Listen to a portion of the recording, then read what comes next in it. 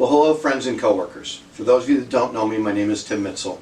I've worked here since February of 1997, and concurrently I'm also retired from the Air Force.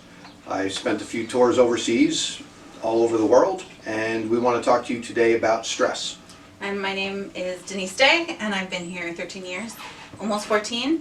I've worked mostly Ulster North, but I've worked in Dutchess also. I was also the transportation coordinator at Mid-Hudson Regional for a couple of years.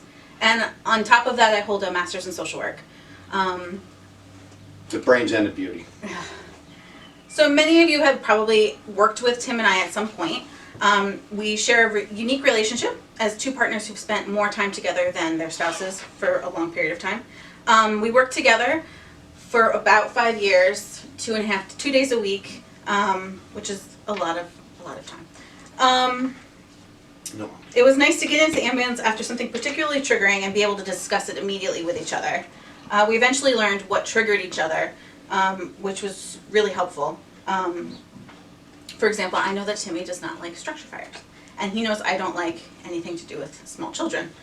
And we had given this presentation to the Ulster County EMS conference a couple of years ago, and were asked kind of to modify it and kind of put it more in the context of what's currently going on.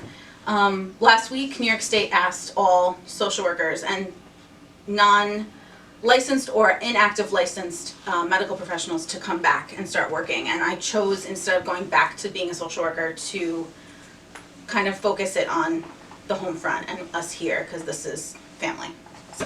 And I just care about you guys. So what makes this situation unique? So obviously this was not an expected situation. Many of the people we're encountering have serious complications, especially those that are elderly, so those that have pre-existing conditions. The event is lasting for a really long time, and we have no end date. Everyone's end date is different. The cause of the virus is still pretty much unknown. It's pretty much entering every single aspect of our lives, so we can't, no matter what we do, we can't get away from it. I have to go home to my wife and kids. The event impacts a very large geographic area, including our entire response area, plus the fact that we have to transport patients to New York City and to Albany. Those are pretty much the outliers. We have the persistent fear of exposure to ourselves and to our family members after we leave work. We have a heightened anxiety about PPE. Will we have enough of it? Will it work for us? Did we use it correctly? Were we able to don it and doff it properly? What about the crew that worked before us? We're dealing with the general public on scene, at the hospital, and just in general. The general public is kind of in panic mode. We know this, especially with things like toilet paper. And there is a lack of support, real or perceived, from the government and those that make a lot more money than we do. So, here's the thing. Is it really unique? It isn't, it isn't. It depends on how long you've been in EMS. If you look around the station, how many of your coworkers here working were working on 9/11? How many deployed to Hurricane Katrina in New Orleans? Those were both universal events that affected our entire organization and our entire country. After 9/11, there was a collective feeling of being together. The U.S. as one, and New Yorkers even more so. First responders especially became a united front. Now again, there's the potential for the same type of unification, and we have to forget the other stuff. Forget medics versus EMTs, forget West Siders versus Ulster North. We are EMS professionals, and yes, each area has their own level of shared experience in EMS history. Right now, it's really about you and your partner.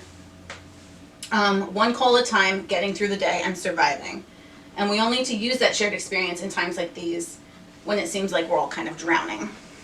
And it doesn't matter where you're from, and I will tell you this, from a military perspective, in the Air Force we had wingmen, and in the Army and Marine Corps they call them battle buddies. Forget about our partner services that maybe have stepped back. This is EMS's time to shine. This is what we're here for, and we're going to get through this, and we're going to get through it together. Don't even look upwards or backwards. Look left and right. Men and women standing next to you, your partner, are the ones that are going to get you through this, by and large.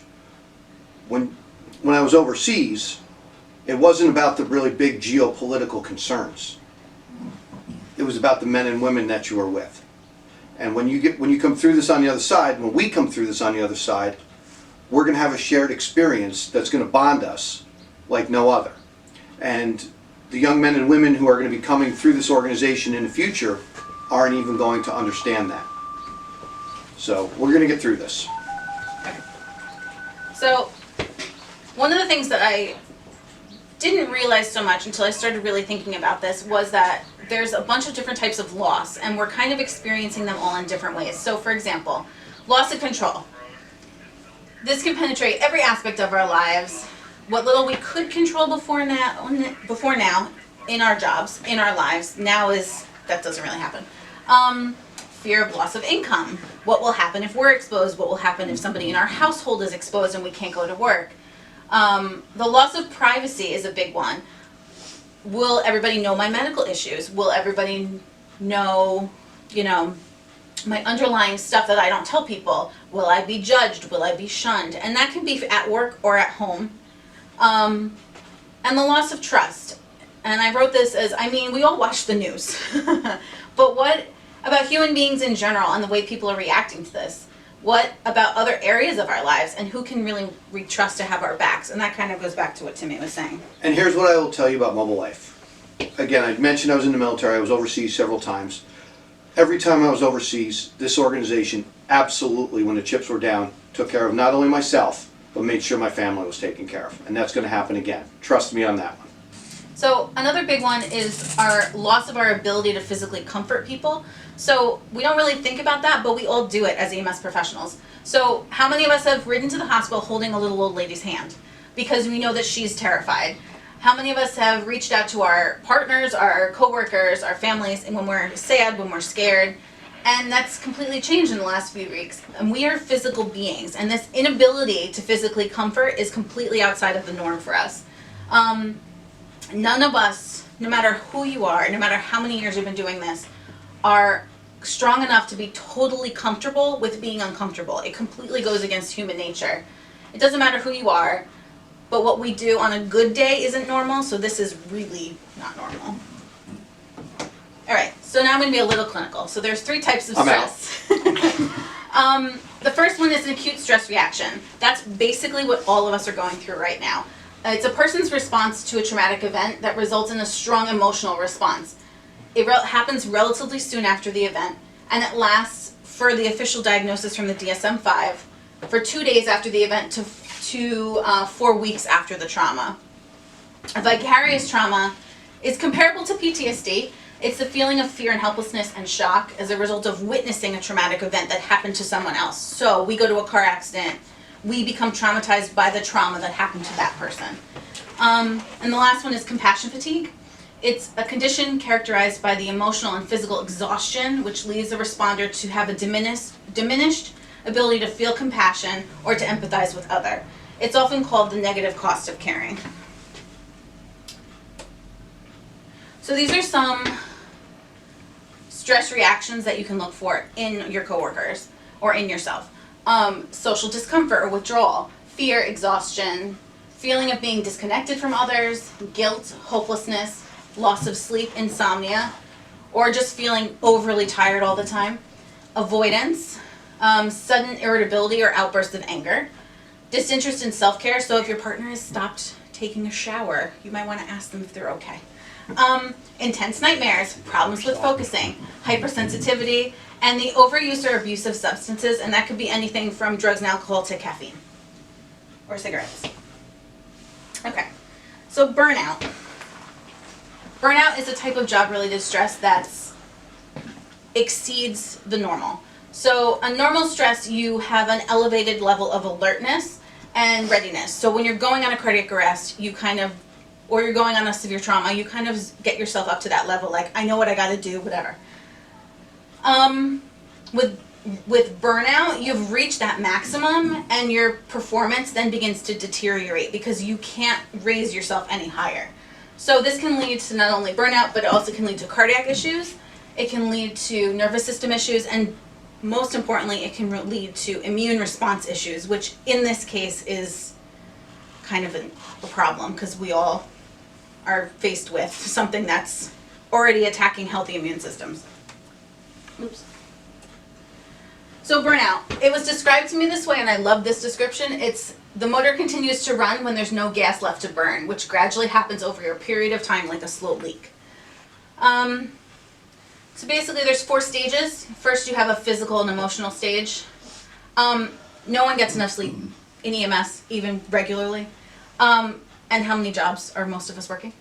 Studies have shown that a 17 to 19 hours straight without sleep is equivalent to a BAC of 0.05.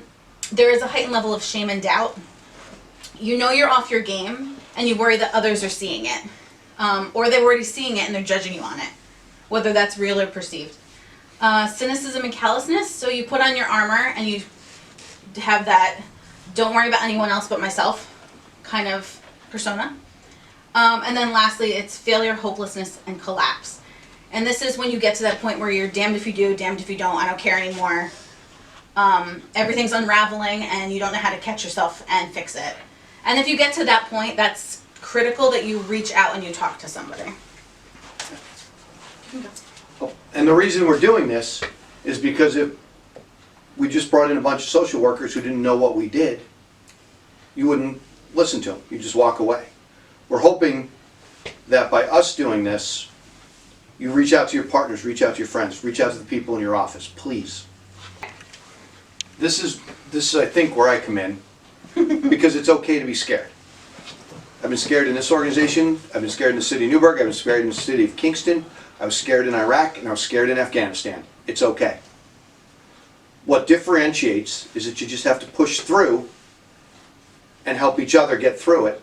And again, we're going to come out the other side, I promise.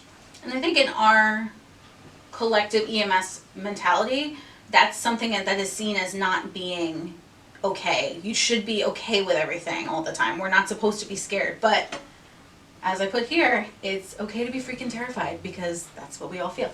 And just rub some dirt in it because that helps too. No, don't do that. Oh. We are being forced to comply with a new normal without a chance to catch our breaths, and none of us handle change well. That's not a symptom of EMS professionals. We have to acknowledge that it's okay to be afraid of everything. Okay, so some methods for self-care in this situation. So we have self-monitor yourself every single day. Ask yourself every single day, am I okay? Utilize the buddy system, which is what Timmy was talking about. The wingman, and that's it. You're in an ambulance with another human being for 12 hours. You should probably know not only something about them, but what their reactions are. Take advantage of that. Please help each other out. Be a wingman, be a battle buddy. And if you pick somebody to be that person for you, make sure you're completely 100% honest with them about everything. Because if you gloss over stuff, it's not really going to get the benefit of it. Relax and take breaks when you can. Sometimes that's doable, sometimes that's not. But go get a glass of water or take a breath for 5 minutes if you can. Take advantage of supervision. If you have supervision that you feel that you're comfortable talking to about something, go to them. If they don't know what to do with you, they will send you in the right direction. Practice effective stress management. I'll get more on that later. Dude, you don't need a scanner in your bedroom. Turn that thing off. And you have to be aware of your own limitations and your own boundaries. If you feel like you're at that limit where you can't do anymore, you need to talk to somebody about it. We can't help others if we don't help our own family in this organization. Know when to tap out. Yes. Okay, so talk to your coworkers, talk to your buddy. I'm going to keep telling people to talk about things. The suck it up mentality is the reason that historically we have higher suicide rates than any other branch of the emergency services. And which gets me in trouble the most with Denise. I took that statistics out of here, but we are the highest. Watch your coworkers. Look out for each other. Exercise. I know we all have way too much going on to actually exercise. But that could be just walk around the bay 3 times at the end of your shift. Do something to just move your body. Meditate. So I know that sounds crunchy granola. They work. There's a bunch of free apps you can do. You can Google mental vacation, and you'll do like a 10-minute guided meditation where you just have to sit there and listen to what they're telling you to do. Laugh. What little we have, we can control right now. All of us have a sixth sense of humor. That's part of being an EMS. Laugh about things. Stuff is still allowed to be funny. Get a hobby. Besides watching Netflix. I know that can be a hobby, but pick something else. Do crafts. Some people cook. Some people play Xbox. Whatever it is, do something that gets your mind off of everything that's going on. Journaling. I'm a huge advocate of journaling. You can get everything that's in your head that seems like a big jumble out on paper so you can actually visually look at it and organize it in your head. It does really work if you really do it. And lastly, if you need professional help, know when you have to seek it. Our EAP is a good place to start, and I do have more information on that later. Okay, so this template came from the state of Minnesota, DOH, and I'm going to try to get it put up with the video. But basically it's an everyday thing that you can check off for yourself. You don't have to show it to anybody, but basically it's a way to figure out on that day, like, am I okay by the end of my shift? And it has a couple of stress relieving resources on the side. Okay, resources that we can use. EAP. Okay. I have a love-hate relationship with EAP. What I can say is this. If you're worried about Mobile Life finding out what you say to EAP, as a provider who used to have EAP clients when I worked in private therapy, and also as somebody who's used EAP, Mobile Life gets, at the end of the month, they get a statistic that says you had X amount of employees that used the service this month. They're not told who they are, they're not told why they came in, they're not told anything else. If you go to EAP and you say, I'm going to kill myself today, then Mobile Life is told such and such has to come out of work for an XYZ amount of time, but they're not told why. So if you're worried about whatever you go to EAP about being negatively affecting your job here, they won't even know you went. There is a COVID-19 emotional support hotline. There is an International Critical Incident Stress Foundation hotline. There's a bunch of different hashtags. A bunch of different counties have critical incident stress teams. There are mobile mental health teams that will come to your house. All the 3 counties have them. There's a fire and EMS hotline, which is staffed by full-time emergency service personnel, so you're talking to somebody who actually does what you do.